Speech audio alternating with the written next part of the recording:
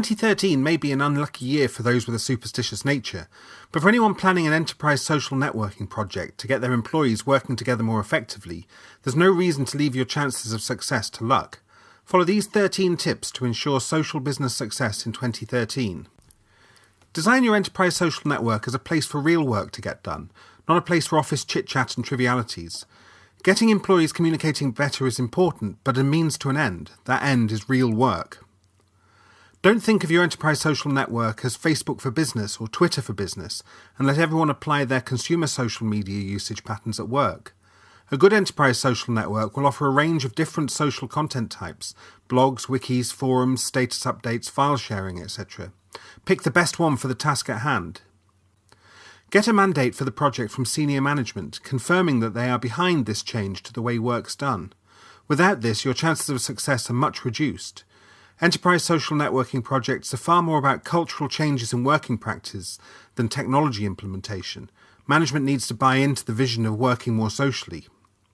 Make sure departmental managers lead by example. As well as getting a mandate from senior management, it's essential that managers of all levels actively engage in the social network. Otherwise, it looks like they don't really believe in it, and this provides a ready-made excuse for social refuseniks to stay away.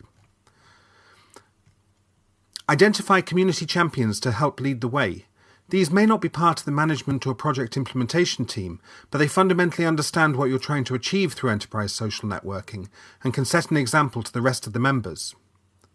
Engage, don't broadcast. Remember, a social network is about connecting with other members to discuss work. Creating large volumes of content that no one uses isn't engaging, that's broadcasting, and harks back to the bad old days of stale, static intranets. Measure your success, don't guess. Social networks generate a huge amount of invaluable usage data, but people are still far too quick to trust their own gut instinct as to whether they're being successful.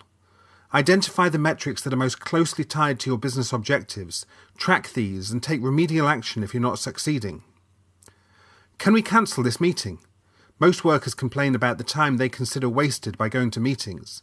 A great way of identifying potential use of enterprise social networks is to consider which regular face-to-face meetings can be replaced with asynchronous communication through a community or discussion forum. Could this email discussion be moved to a social network? Similarly, many people consider email to be the bane of their working lives, especially long group discussions with endless CC lists. Look at these types of discussions and consider which would be better as forums on a social network. Share everything. This is a deliberate exaggeration I frequently use to encourage people to change their mindset about sharing information. Most people still work with a knowledge is power mentality, only sharing information on a need-to-know basis. In some cases, this is entirely necessary, for example in finance and HR departments, but in many others it's simply an outdated working habit and there's no reason not to share information more widely. So of course I don't mean share everything, but change your instinctive reaction from "is there any reason to share this?" to "is there any reason not to share it?" Rate everything. Even if you don't share all the content you create, you should make an effort to provide feedback on all the content you consume on the social network.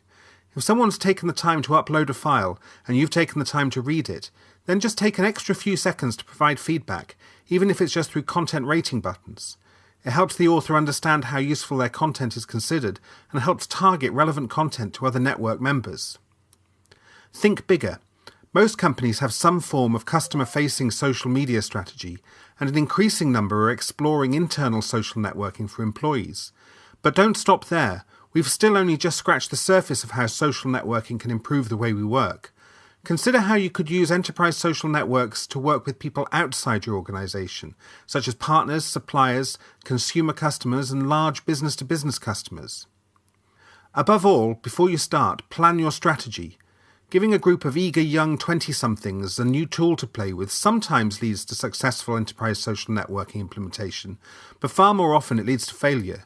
You might get lucky, but you probably won't. Don't leave your social business success to chance.